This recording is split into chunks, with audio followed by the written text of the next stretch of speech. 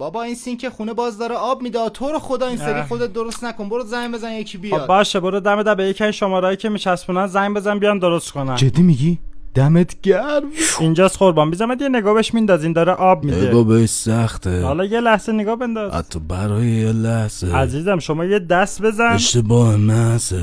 خودم درست کردم. کم سن تو بچه. با من بودی. ببین بابا جرت الان زنگ میدم میزنم وسط. یکی دیگه. قربان اشتباه نصب نکردین احیانا؟ حاصل آخرین درگیری قلب و مغز من یه اشتباه خوب بود. این اصلا به سمت بالا آب میده بابا. یه لحظه بازش میکنی؟ زنده باد اشتباه خوب من. برو زنگ بزن یه آشنا بردار بیار.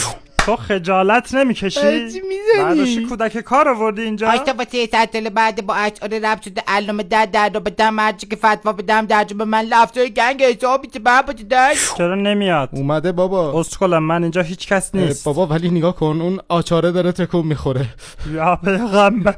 وایسا الان چی گفتی؟ میگم اون آچاره داره تکون میخوره. اون آچاره داره تکون میخوره. اون آچاره داره تکون میخوره. دهن تو ببند یه لحظه. آچاره. قربان شیرتون که درست شد. همکارم هم کولرتون رو سرویس کرده و اگر هر خدمات دیگه ای خواستین ما در خدمتتون هستیم. خیلی ممنونم از اخلاق حرفه‌ایتون. خواهش میکنم. با من عزیزی نه بابا چی شد؟ چی شد؟ ظرفه داره تکون میخوره. ظرفه داره هیچ تکون کس اونو میخوره. بذار زمین میام لهت میکنم.